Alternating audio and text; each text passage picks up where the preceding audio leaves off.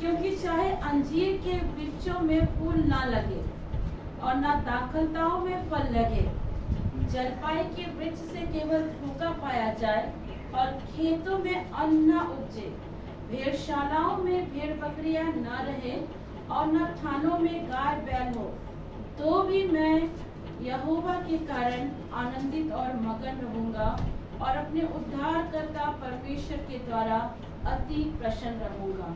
ये ईश्वर की वाणी है। सबसे पहले इस बात को जानिए, 3 चीजें आज आपको जानना पड़ेगा।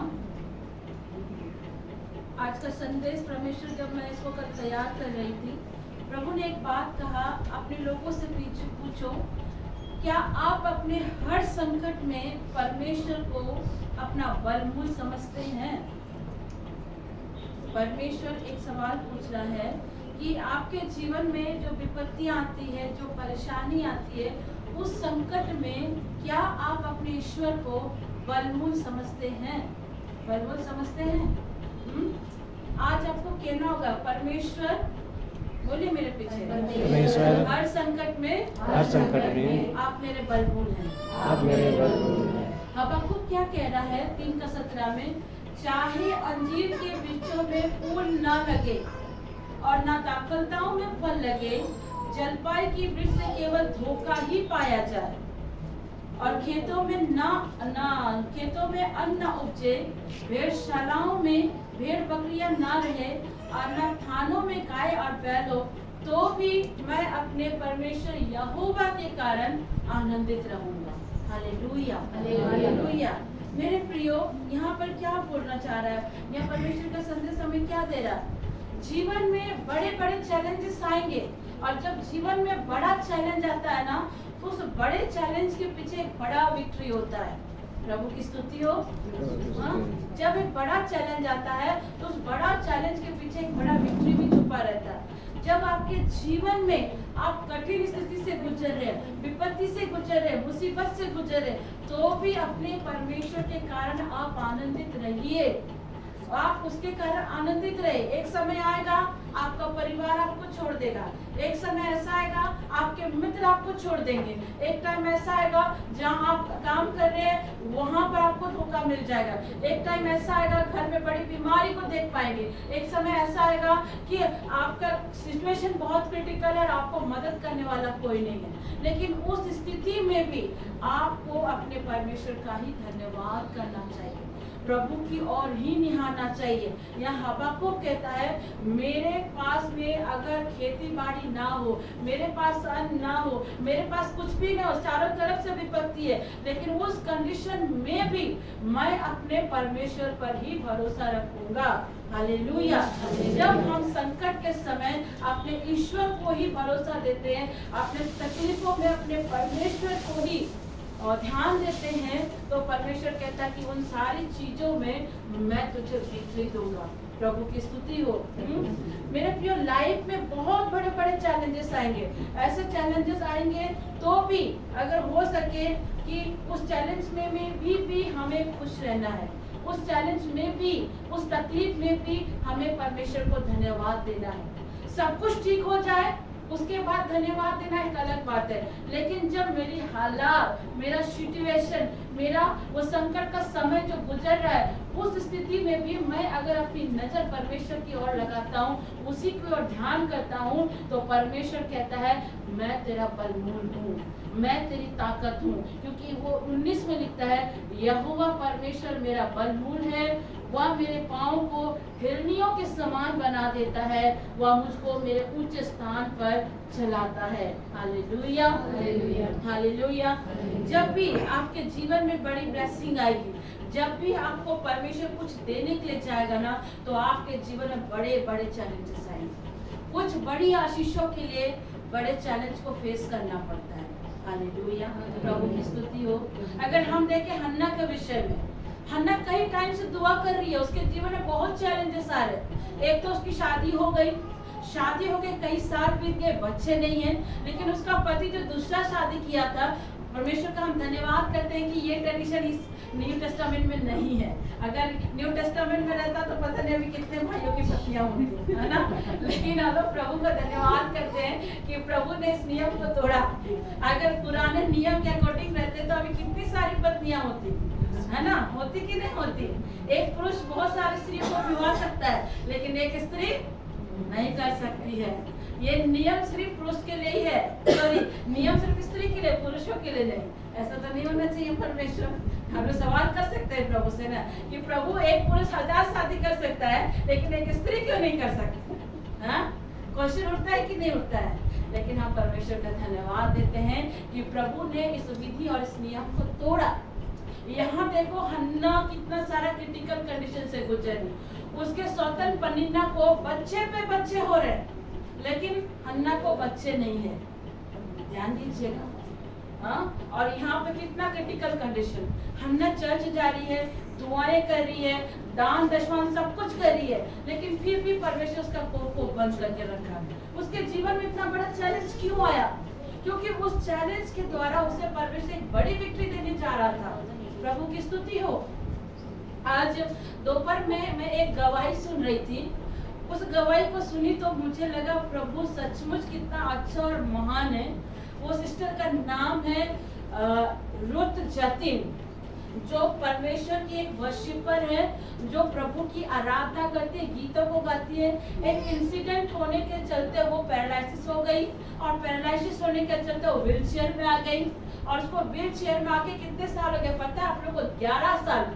कितना साल? 11 साल। वो एक प्रभु का गीत गाने वाली आराधक है। उसने कोई गलती नहीं करी, लेकिन उसको क्या हुआ? उसको क्या पनिशमेंट मिल गया कि अचानक पैरालिसिस हुआ और वो व्हील चेयर पे चली गई। और कितने सालों के लिए?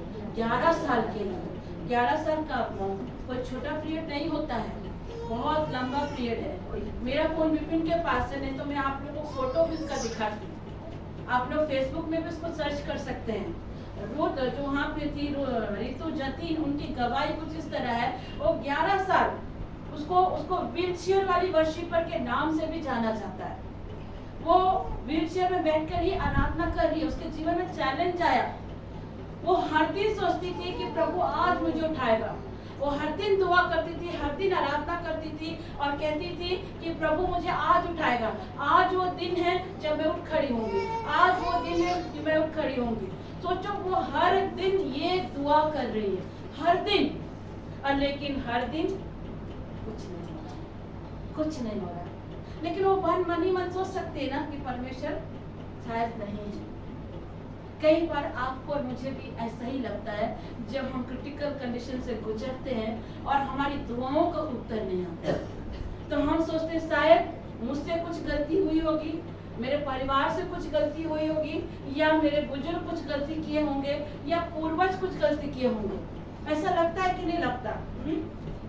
अगर मान लो फॉर एग्जाम्पल आपका पति अगर पी रहा है और आप उसके लिए निरंतर प्रार्थना कर रहे हो कि मेरा पति उस नशे के से छूट जाए, जितना आप दुआ कर रहे हो उतना ही वो ज्यादा पी रहा है, कुछ सुधार नहीं, कुछ चेंजेस नहीं। आप देख रहे हैं आपके बच्चे के जीवन में भी वही सिचुएशन है, सेम सिचुएशन है, ये चीज को जान लीजिए, लेकिन कुछ चेंजेस नहीं है। ये बहन के साथ भी ऐसा ही है।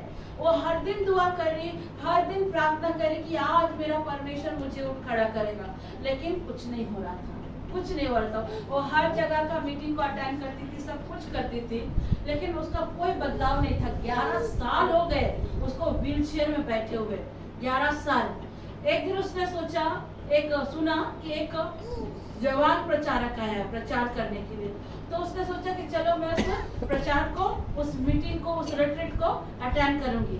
लेकिन और ये वाला रिट्रीट करीबन 2 महीने का था।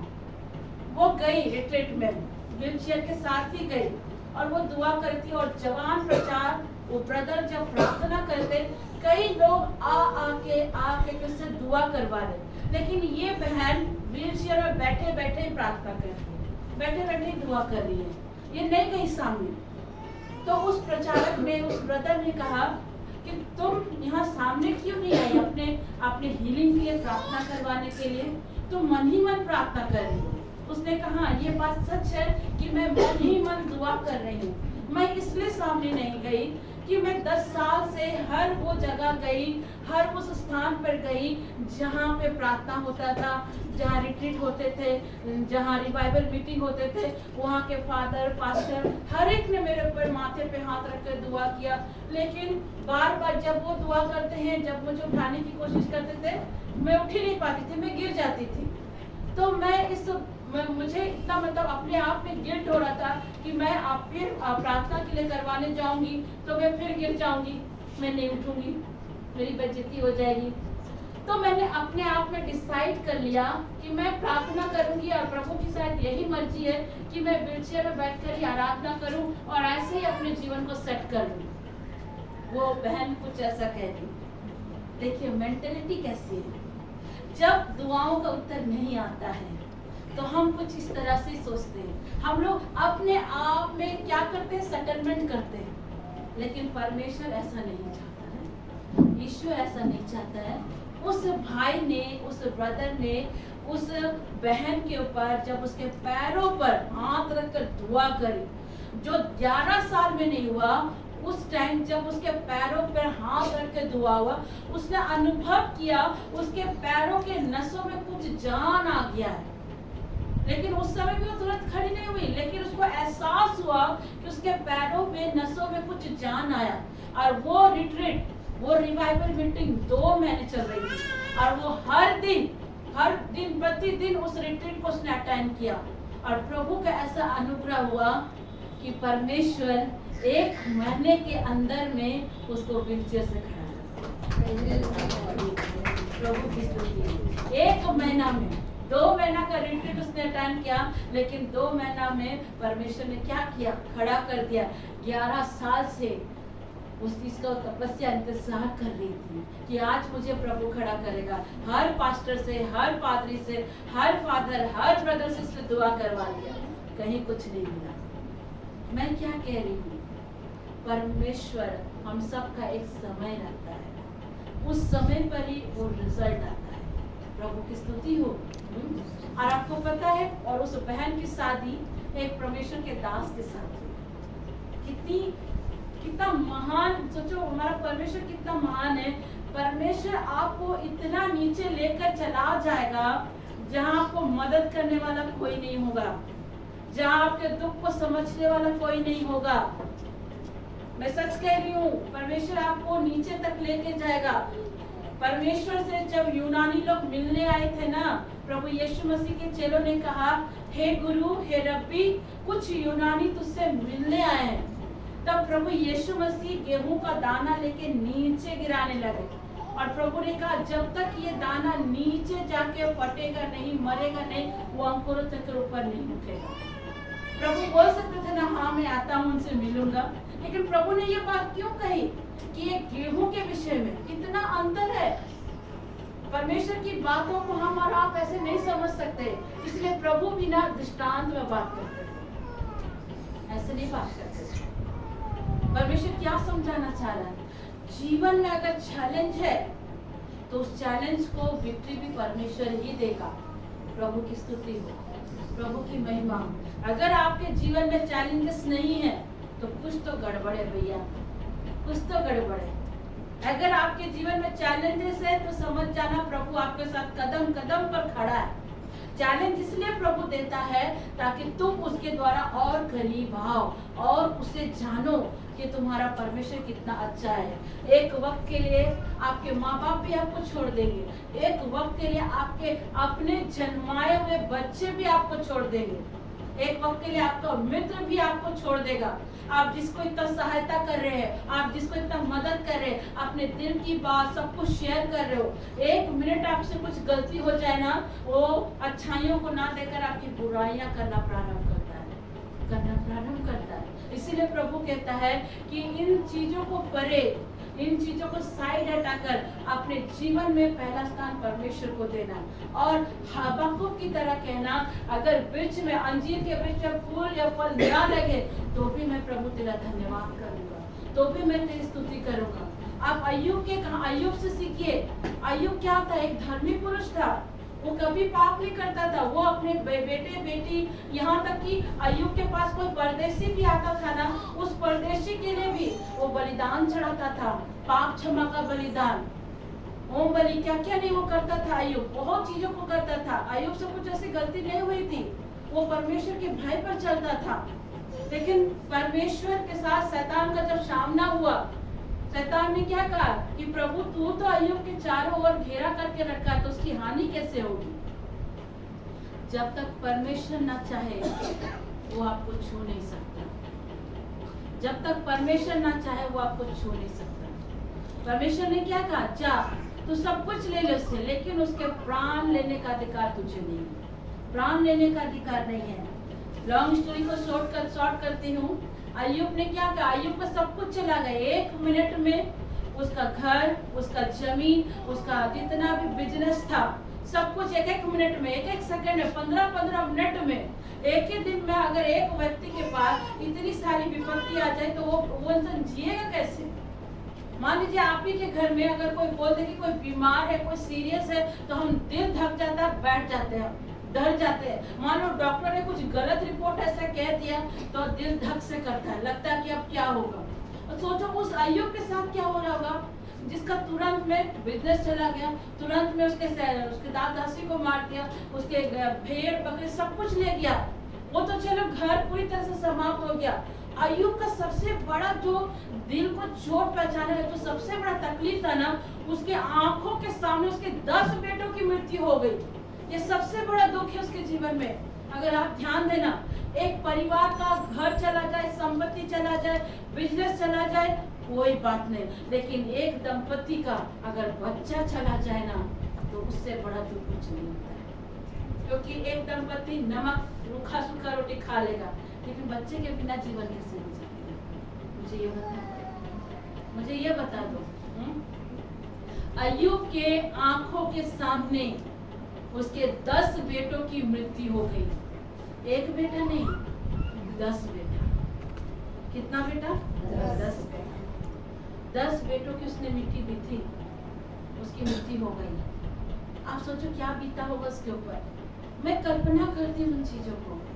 मैं सच बता रही हूँ, जब मेरे पापा की मृत्यु हुई थी ना, हमारे लिए सहन से बाहर था। मैं सच कह रही हूँ, हमारे लिए सहन से बाहर था, क्योंकि हम जानते थे कि मेरे पापा है तो सब कुछ हमारे पास है। मेरे पापा कुछ काम ना भी करे, घर पे बैठे रहेंगे तो एक दिल को तसल्ली रहेगी कि मेरा बाप जिंदा है। हाँ, जब आपके परिवार से कोई आपका अति प्रिय चला जाता तो कैसा लगता है? क्या मंजू दीदी उस दिन से आप गुजरे नहीं? गुजरे ना। वो तकलीफ को कौन सह सकता? नहीं सकता। हमारा प्रियजन एक कोई चला जाता तो हम कितना तकलीफ में गुजरते हैं। लेकिन अय्यूब का तो बेटा, एक बेटा नहीं, कई बेटे गुजरते उनकी आंखों के सामने। लेकिन फिर भी अय्यूब क्या कहता है? अय्यूब क्या कहता है? जिस परमेश्वर ने दिया उस परमेश्वर ने लिया, उसका नाम धन्य हो। हाँ, क्या हम ये कह पाते हैं? क्या हम ये कह पाते हैं?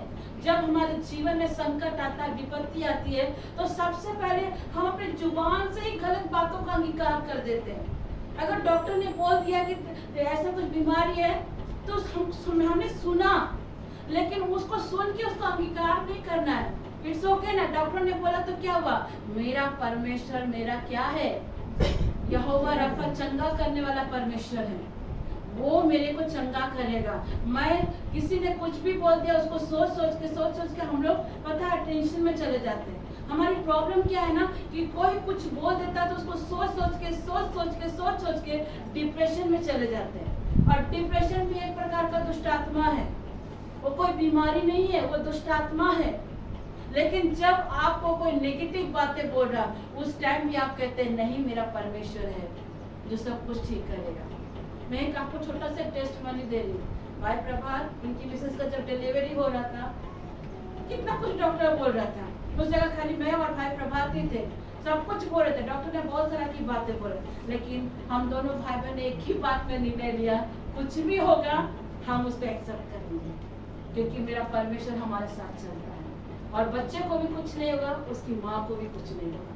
डॉक्टर कुछ भी बोले, बहुत सारी नेगेटिव बातें वहाँ पे बोली जा रही थी, बहुत सारी ऐसी बातों को बोला जा रहा था, लेकिन उस नेगेटिव बातों को ना भाई ने दिल पे लिया ना मैंने लिया, क्योंकि मैं जानती हूँ कि अगर प्रभु ने गर्भ का फल दिया है तो उसको पृथ्वी पर भी वही लाएगा, उसको बढ़ाएगा भी वही। मजाल है दुष्ट का कि झुके दिखाए, मजाल है। और कभी कभी शैतान डॉक्टरों के थ्रू से भी बोल जाता है ताकि आप डिप्रेशन में चले जाओ। लेकिन उस जगह अगर आपने उसकी बातों को डिनाई करना सीख लिया, अरे ठीक है डॉक्टर ने बोल दे तो क्या हुआ, मेरा परमेश्वर जिंदा है भाई, मरा थोड़ी है, वो जिंदा है। वो क्रूस पर गया, मारा गया, गाड़ा गया, तीसरे दिन जी उठा और आज युगानुयुग जीवित है। प्रभु की स्तुति, प्रभु की महिमा। हाँ, वो परमेश्वर हमारे साथ है। जब कोई आपको नेगेटिव कुछ बोलता है, जब कोई आपके परिवार के विषय में, आपके बच्चे के विषय कुछ गलत बातों को बोलता है ना, उसको सुन के अंगीकार मत करिए, उसको सुनकर जुबान से मत बोलिए। भाई आपको जो बोलना बोले, लेकिन आपको पूरा अधिकार है, आपको बोलने का पूरा अधिकार है, लेकिन मुझे भी पूरा अधिकार है कि मैं आपकी बातों को ना सुनूं, मैं आपकी बातों को अपने जीवन में रिसीव ना करूं। मेरा परमेश्वर कहता है हमेशा अपने जुबान से पॉजिटिव बात करो। मालूम है हमारी समस्या क्या है? समस्या बाहर बड़ी नहीं है, समस्या यहाँ बड़ी है। समस्या बाहर बड़ी नहीं है, समस्या यहाँ बड़ी है। कैसे बड़ी है? यहाँ सोचना प्रारंभ करेंगे, डॉक्टर ने ऐसा बोला, डॉक्टर ने वैसा बोला, हाँ मेरी पत्नी ने ऐसे बोल दिया, मेरा पति ऐसा बोल दिया, मेरी सास ने ऐसा बोल दिया। कितना सारी बातों को लेकर हम बस विचार विचार विचार विचार कर करके, और शैतान को भी मौका मिल जाता है नेगेटिव में आपको और नेगेटिव करने के लिए। समस्या बाहर बड़ी नहीं है, समस्या माइंड पे बड़ी है, माइंड पे बड़ी है। इसका रीजन क्या है मालूम है? इसका रीजन जानना चाहिए क्यों बड़ी हो जाती है आपके जीवन में? निकालिए यशाया की पुस्तक अध्याय 41। हाँ, यशाया 41।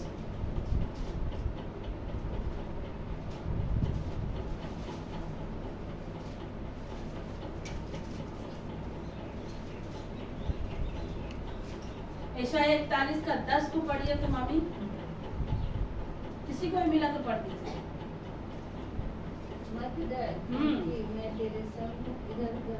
रुकिए रुकिए रुकिए, क्या बोला? इधर उधर मत। लेकिन हम क्या करते हैं? हम क्या करते हैं? परमेश्वर क्या कह रहा? मत डर। 41 का 10 क्या लिख रहा है? मत डर क्योंकि मैं तेरे संग हूँ, इधर उधर मत ताक क्योंकि मैं तेरा परमेश्वर हूँ। मैं तुझे दृढ़ करूंगा और तेरी सहायता करूंगा, अपने धर्म में दाहिने हाथ से मैं तुझे संभाले रहूंगा। यही वचन है तो परमेश्वर क्या कह रहा है? मत डर। हम में से हर एक को प्रभु कह रहा मत डरो। बाइबल में 365 टाइम ये बात परमेश्वर ने कहा मत डर, मत डर, मत डर। लेकिन फिर भी हम डरते हैं। हम नेगेटिव और डिप्रेशन में क्यों जाते? कारण इधर उधर ताकने के चलते, इधर उधर की बातों को ताकने के चलते। पर में हमारी समस्या बाहर है, लेकिन यहाँ हम लोग ताकते रहते हैं, यहाँ से ताकते हैं, यहाँ से सोचते हैं। प्रॉब्लम बाहर है लेकिन यहाँ से बड़ा कर रहे हैं। फॉर एग्जाम्पल देखो अब्राहम का भतीजा लूत को जान रहे ना सब कोई। हाँ, अब्राहम बहुत अच्छा व्यक्ति था, धर्मी व्यक्ति था। और जब अब्राहम अपने भतीजे को दिखाता कि तू कौन सा जमीन लेगा, बहुत लंबी स्टोरी, उसको भी छोटा कर दे रही हूँ, तो कौन सा जमीन लेगा? वो दिखाता है किधर? जहाँ सदोम और अमोरा का जगह है। हाँ, वो हरियाली को दिखता है, बोलता मैं यहीं जाऊंगा। लेकिन सदोम और अमोरा में इतने भयानक पाप हो रहे थे, जिस कारण परमेश्वर ने क्या बोला? इसको मैं नष्ट करूंगा। और वहाँ नष्ट करने के चलते और लूत की पत्नी जो लूत का दामाद बेटी सब निकल गया, पूरा खानदान निकल गया, लेकिन लूत की पत्नी नहीं निकली। कारण क्या था? इधर उधर ताकने के चलते हमारा सोच, हमारा सांसारिक चीज, हमारा सब कुछ छूट रहा है। इसीलिए इधर उधर ताकने के चलते लूत की पत्नी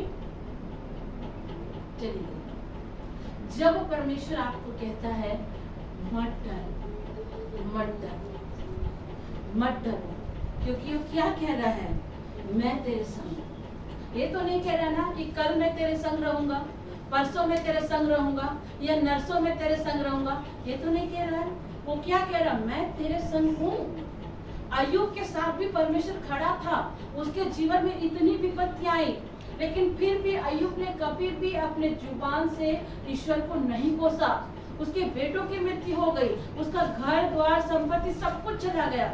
इवन उसकी पत्नी ने भी उसे कोसा, उसकी पत्नी ने भी उसे कोसा कि तेरा सब कुछ चला गया, बच्चा चले गया, बिजनेस चला गया, तेरे शरीर में घाव हो गए, फोड़े हो गए, हाँ, और उस घाव और फोड़े को कुत्ते आके चाट रहे हैं, लेकिन तू फिर भी ईश्वर को कोस नहीं रहा है। ईश्वर को कोस और मर जा।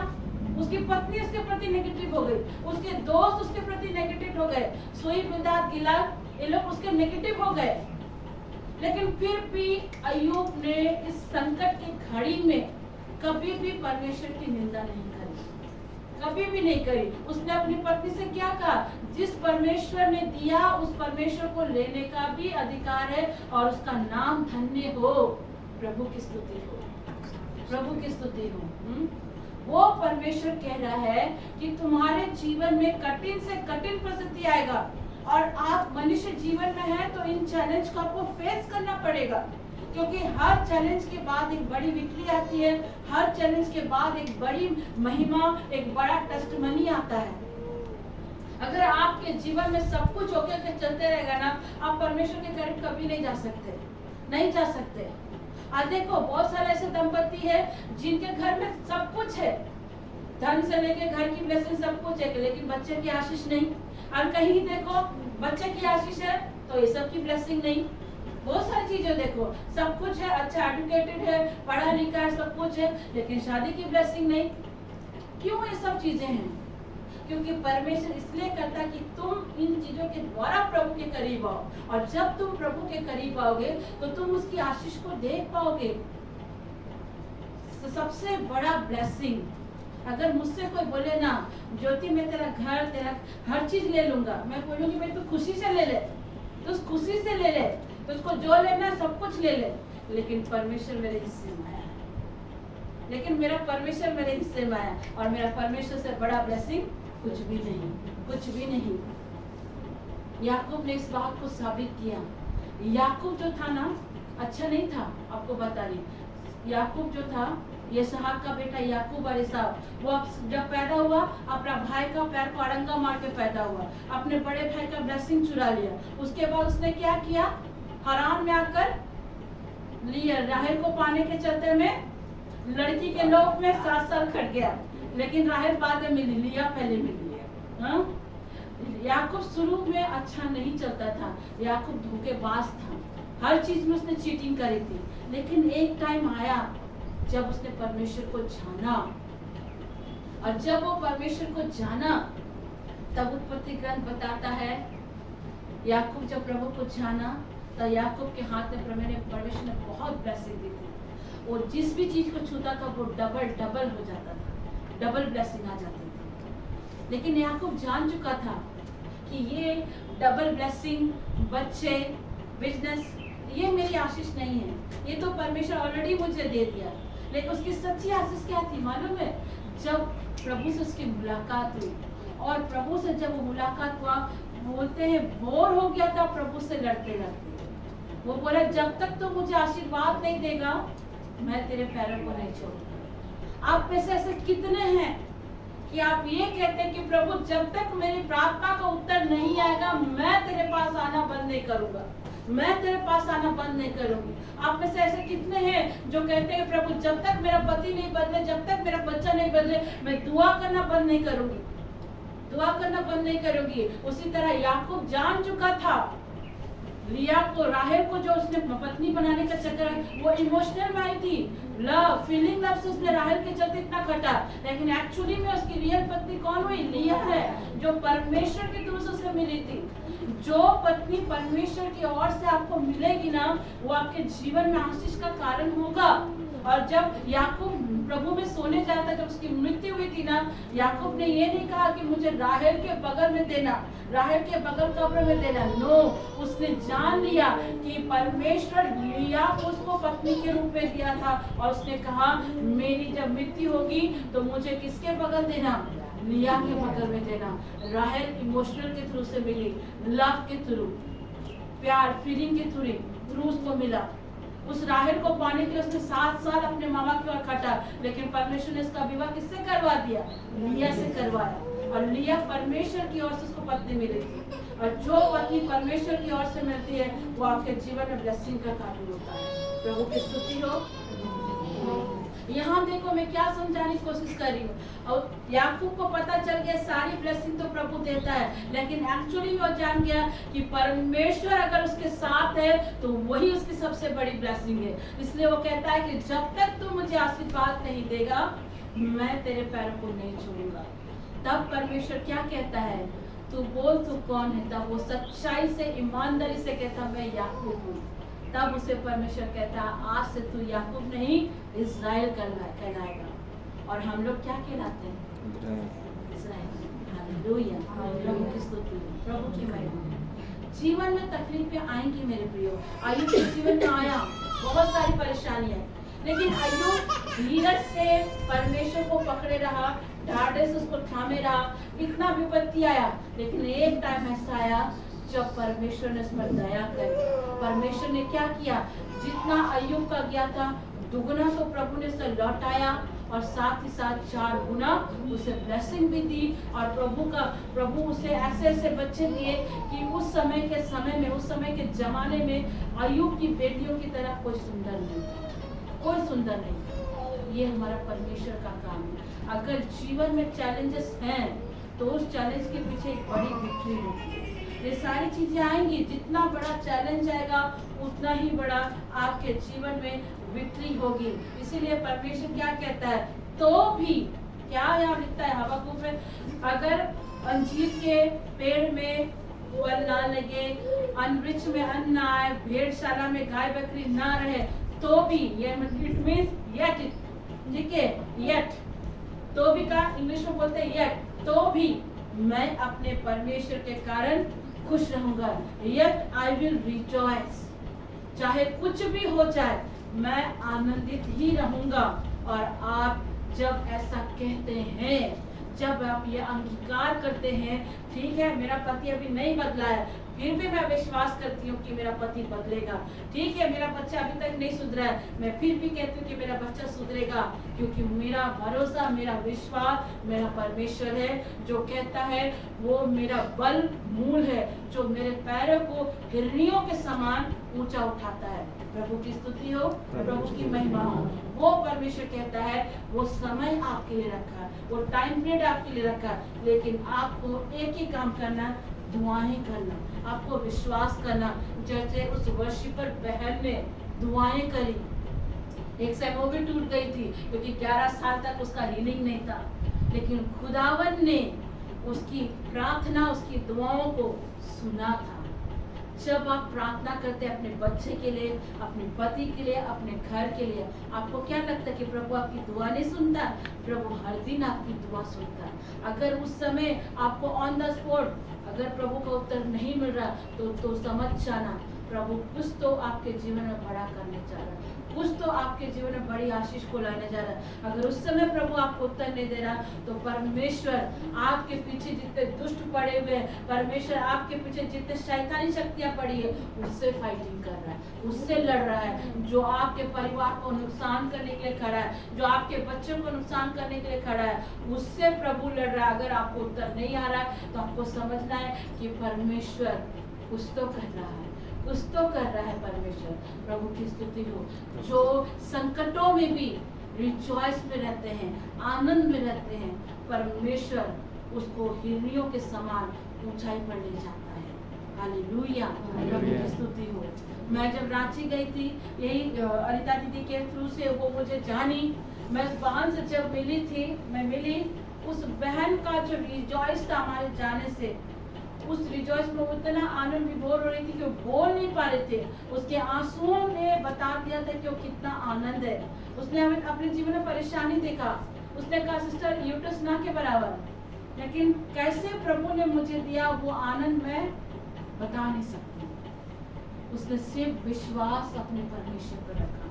संकट में अगर आप अपना विश्वास, अपना भरोसा खो दोगे तो आप कभी परमेश्वर के मिरेकल्स को नहीं देख पाओगे।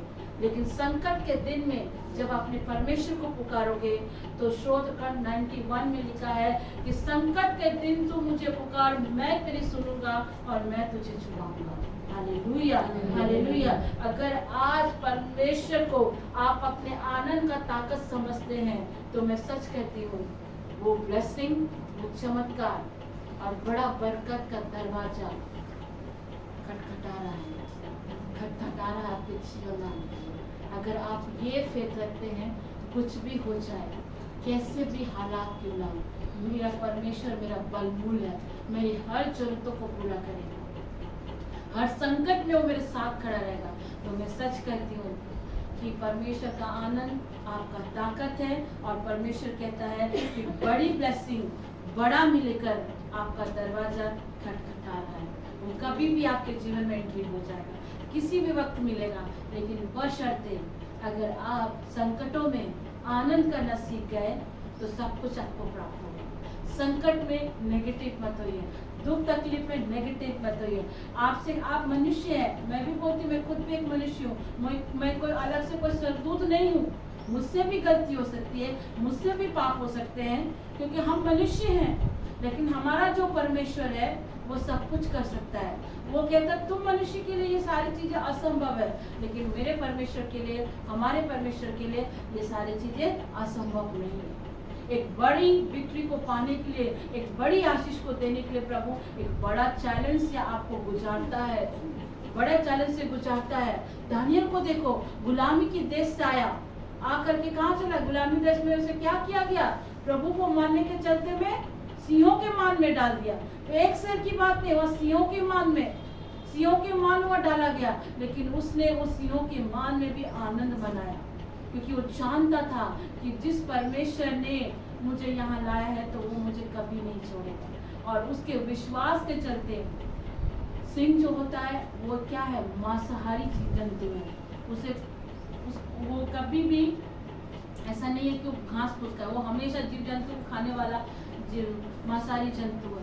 मैंने बिहार के एक उद्यान में देखा था, एक व्यक्ति गिर गया था जू में और ठीक शेर के सामने आ गया था, और शेर के सामने आकर कभी शेर को हाथ जोड़ के बोलता शेरा वाली माता, कभी क्या माता, कभी क्या शेर का वाहन, क्या क्या नहीं वो बोल रहा था, कितना विनती प्रार्थना कर रहा था, अपना देवी दुर्गा जी को याद कर रहा था कि तुम देवी दुर्गा का सवारी है, तू शेरा वाली माता का सवारी है, कितना वो मिन्नतें कर रहा था। और वहाँ पे सैकड़ों के लोग खड़े हैं। एक सोचो वहाँ कितनी दुखद वाली बात है, एक मनुष्य का जान से ज्यादा एक जंतु का जान उन्होंने इम्पोर्टेंस दिया। वो कितना वो रो रो कर वो प्रार्थना कर रहा है कि हे देवी माँ, हे दुर्गा माँ, क्या कुछ नहीं कह रहा था वो, लेकिन वो तो मांसाहारी जंतु है, वो थोड़ी सुनेगा तुम्हारी बात, थोड़ी सुनेगा तुम्हारी बात। उस लास्ट में उस वीडियो में मैंने देखा, वो कुछ 6-7 साल पहले की घटना है, वो शेर ने क्या किया था, उसको ले जाकर के अंदर में फाड़ दिया, खा गया उसको। मैंने अपनी आंखों से वो देखी घटनाओं को। सोचो कैसे हैं। लेकिन इसके ठीक ऑपोजिट अगर हम अपने बाइबल को खोलते हैं तो यहाँ देखो परमेश्वर ने सिंहों के मुंह को क्या कर दिया, बंद कर दिया। और वह एक सिंह नहीं था, कई सारे सिंह थे जो परमेश्वर के साथ चलते हैं। परमेश्वर उसको हर विपत्ति से बचाता है। मालूम है, जब आप सुबह घर से निकलते हो, आप दुआएं करके निकलते हो ना, आपके पीछे पीछे आपके परिवार के साथ, आपके साथ हर एक जगह में स्वर्गदूत साथ चलते हैं। प्रभु की आत्मा आपके साथ चलती है। आप भले उसे अपनी आंखों से ना देख सके, लेकिन आपका स्पिरिचुअल आंख अगर प्रभु ने खो दिया तो आप देख पाओगे। हर एक जगह में परमेश्वर की आत्मा, उसके दूत रहते हैं, क्योंकि बाइबल बताती है हमारा परमेश्वर क्या है, आत्मा है, और आत्मा स्वतंत्र है। प्रभु की स्तुति हो, प्रभु की महिमा हो।